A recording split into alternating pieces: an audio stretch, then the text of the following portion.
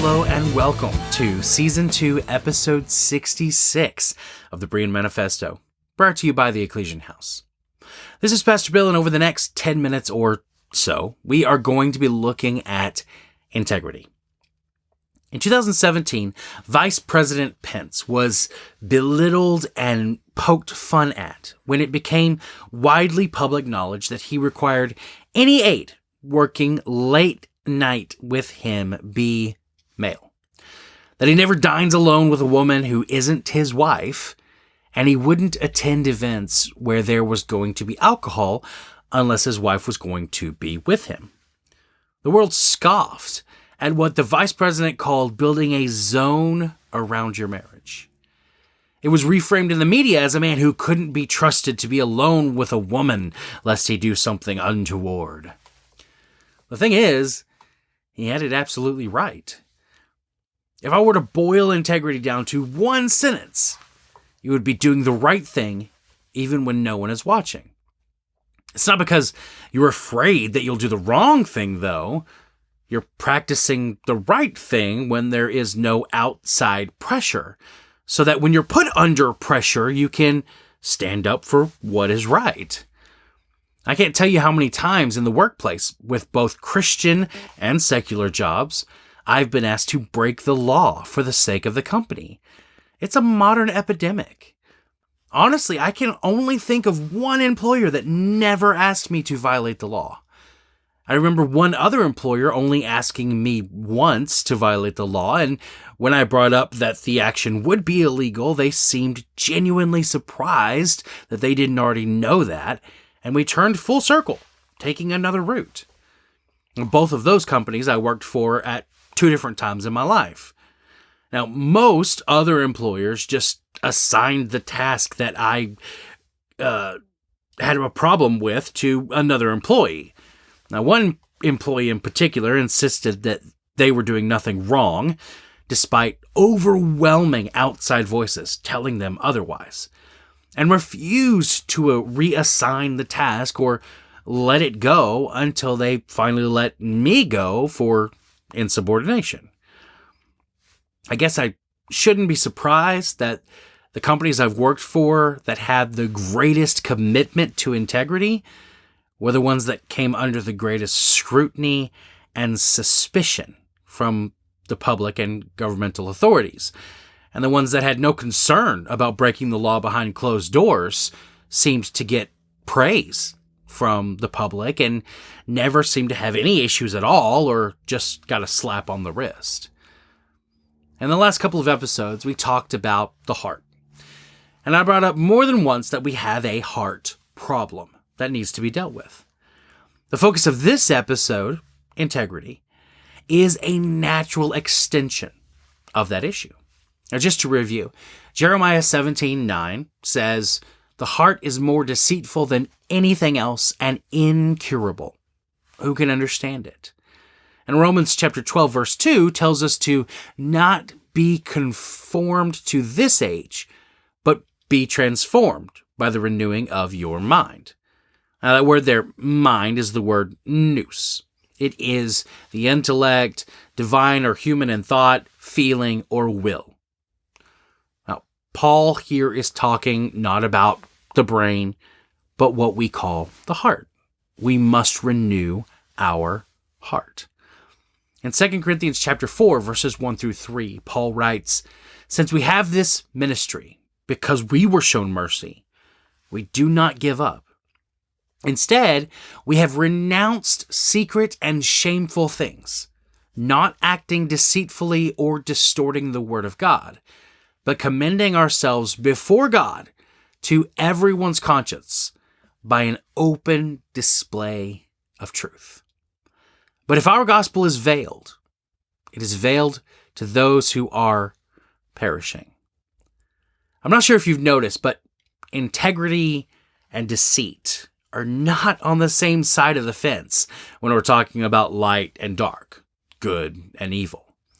Integrity is light, deceit is dark. Integrity is good, deceit is evil.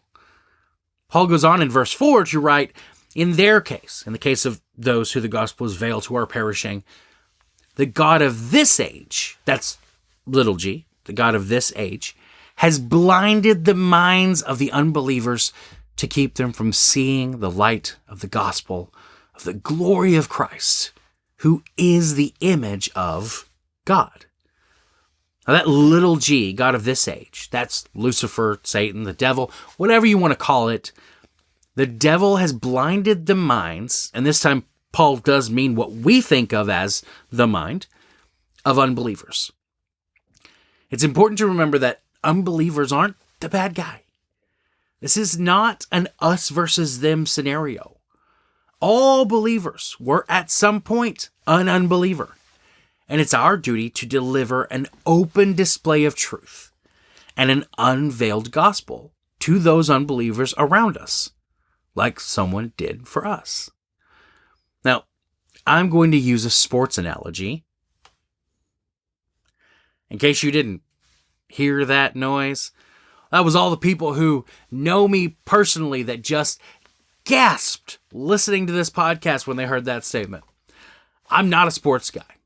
If anything, I'm an anti-sports guy. I don't like anything about sports. I think it's a huge waste of time and energy for the participants and the fans, as well as a giant idol in billions of people's lives. But I have to admit that it's hard not to admire the athletic integrity. You don't really have to be into sports to know that those athletes don't just step out onto the field for the first time at the beginning of the game. There's thousands and thousands of hours of preparation that go into preparing their body and mind to compete. And if I tried to go out there in any sport and compete on that level, I would get creamed. Anybody who tried to compete in any sport without a lick of preparation would get creamed. It's not reasonable then to expect to be able to live lives of open displays of truth day in and day out against the pressures of the world without first putting in the prep work, exercising integrity in private.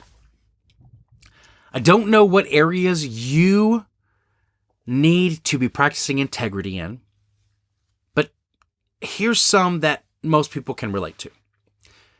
If you're on a side road with a 35-mile-an-hour speed limit next to a highway, there's no residential area nearby, and little to no chance that a police officer is going to see you, how fast do you drive? No one will ever know. You approach an intersection without a traffic camera, and there's no cop in sight as the light turns yellow. You bear down on the gas, increasing your speed and try to beat the light, only to have it turn red before you reach the intersection, and you blow the light. No one will ever know. You get a gig earning enough that you should claim it on your taxes, but you were paid under the table. And reporting now would cost you money you didn't save to pay and don't have. What do? No one will ever know. You're eating dinner with your sweetie at Chili's, and the computer system goes down as you're trying to pay, causing your card to get charged twice, and the credit company refuses both charges. Do you go back the next week and pay your bill? No one will ever know. Conflicts of integrity happen on every level.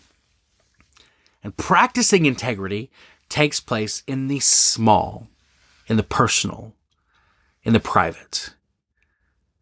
I found a quote this week and decided not to tell you who it was from, but it says, "Integrity gives you real freedom because you have nothing to fear since you have nothing to hide." Now, of course, that's wrong. The world doesn't understand or respect integrity. And having integrity paints a bullseye on your back. Driving that 45-mile-an-hour speed limit is going to get you honked at and flipped off more times than you care to remember. Trust me, I know. I drive that road almost every day at 35 miles an hour. Stopping at that light instead of trying to beat it is most likely going to get you rear-ended. I've seen it. Lots out on the roads. Claiming money on your taxes you made in that cash gig is most likely going to get you audited in addition to the tax bill you're going to have to pay. And going back to pay your Chili's bill, well, I don't know yet. I'm going to go back and pay that tomorrow. But I'll let you know at the next Ecclesian House discussion of this episode how it goes when we meet on Sunday evening. This is Pastor Bill saying, until next time.